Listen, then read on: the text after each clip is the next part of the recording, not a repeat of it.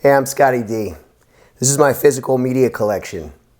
I've been collecting this since I was a teenager. Part of my voice, I have a cold, by the way. With the advent of physical media seemingly disappearing off of store shelves, I just think it'd be nice to talk about why it's cool, especially if you already have a collection. Make sure you keep it, you know? Don't be in a hurry to sell it off. And it's not because of like monetary gain or anything like that. It's just these things are special. I know there's a lot of VHS collectors out there and laser disc collectors, and DVDs we're now in that time where these things are becoming rarer and rarer. Raring to go. Yeah, I mean, this is one of the early DVDs I got, The Sixth Sense, and I remember not only loving the movie, but when I got the DVD, they were talking about casting choices and movie secrets about when to know when death was near, using the color red. And the most memorable thing to me was M. Night Shyamalan showing one of his home movies from when he was younger. He used to make movies when he was a kid, and so did I. It was so inspiring to me to see someone whose movie I really, really enjoyed share that from his childhood. And, you know, we only got that on the DVD. Of course, I have to have the Blu-ray collection of the Back to the Future trilogy, right? But the first one I got was from the early 2000s, and it's been well loved, as you can see, all the scuff marks on it. But I just love it, you know. It's something I watch a lot, so it's good to have the better quality one as well. The Karate Kid, I gotta have the trilogy. This also includes the next Karate Kid, which is not a great movie at all, but I'm really glad I have it. This one's a double feature disc with Karate Kid Part 3, which is another guilty pleasure. I'm not guilty, I love it. I love it. The schlock is strong with that one.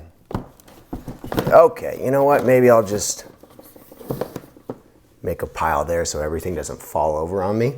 Yeah, oh man, this one is a treasure. Batman '89. This is a special 2-disc edition where you got the movie, of course. And the second disc is it's chock full of special features. Vintage behind the scenes documentaries that they made around the time that the movie came out. But also, this was an early 2000s DVD, and they did a retrospective documentary as well. They have an 8-part series on there about like making the costume, production design, how the movie got started in the first place, casting Michael Keaton, Jack Nicholson, and the impact of the movie when it came out. And it's just like, you know, I had the VHS of this when I was younger, but the special features is why I got this, and I watch it from time to time. I learned so much about the movie and movie making in general. Tim Burton, awesome director. I also have the Batman Returns one. Again, 2-disc DVD, and it comes with so many special features. Like, I think a couple hours of special features on these things. And it's so worth it, so worth it. Never gonna sell these. Batman Forever, that also came with plenty of special features. I could have sworn I bought this earlier when I was younger, but I looked and surely enough I didn't have it. So I actually had to go to a store that sells DVDs and a bunch of retro stuff. There it is. I had to get this because when I was younger, I didn't want anything to do with it, you know, in my collection at least. It actually has some great special features on there. Again, you know, of course I could go into every DVD that I own, but the point of this is that this brought me closer to filmmaking, especially before the internet was as widely used as it is today. I also have Blu-rays of the movies I made. This is Mandeo of the Dead and Mandeo Returns. I made sure to include some special features on these as well. And that's just really an ode to, you know, growing up with physical media in my life and wanting these to be preserved on something physical and tangible, because these movies have been on multiple streaming sites. And of course, it's on my YouTube channel as well. But what's to stop them from coming down one day? And you never know what happens. It's always good to have a physical copy. MI2. Not a great movie. Not a great movie. It's fun. I remember loving it when I was a kid, but it has so many great special features on it. One of the ones I think of first is the skit that Ben Stiller does with Tom Cruise, and he plays his stunt double, Tom Cruise, but Cruise is spelled C-R-O-O-Z-E, I think. It's so funny.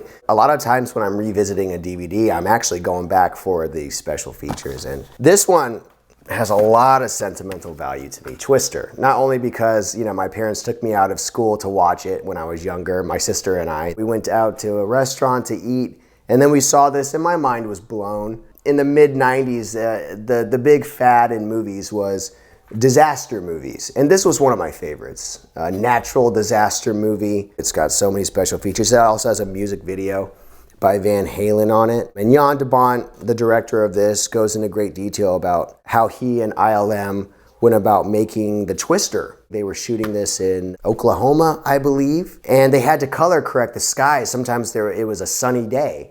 And they were shooting a movie about a twister taking place. There was a lot of painstaking special effects work in this. This was the first DVD ever released in the US.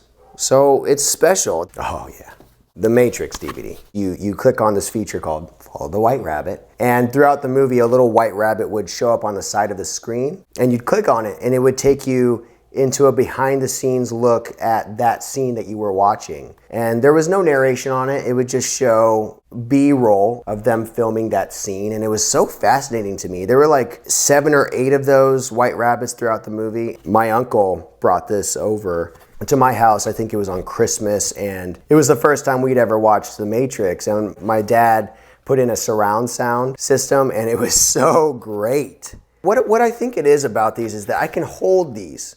Every time we picked one of these up, a memory was gained. It's not just about the movie. It's not just about the special features. It's also about the memories. Watching this with friends on late nights, exploring the menus. I feel like I'm in the Criterion closet, except for it's just a bunch of awesome movies from my past. But also, I realized that with the passing of time, this is just how it goes. You know, I love streaming services, because it's fun to access anything you basically can get a hold of anything you want online now. And I love that. I wouldn't change that. We're coming to that special part of time where people are looking back nostalgically at DVDs. There was a long time where DVDs were just, ubiquitous. Same with Blu-rays. They were always around, so it didn't feel like, oh, we're losing something. Kind of like we lost Blockbuster. I think in the future these will probably be priced a little higher.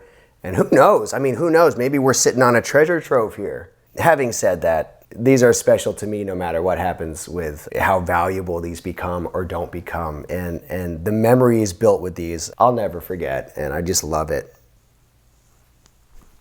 See ya.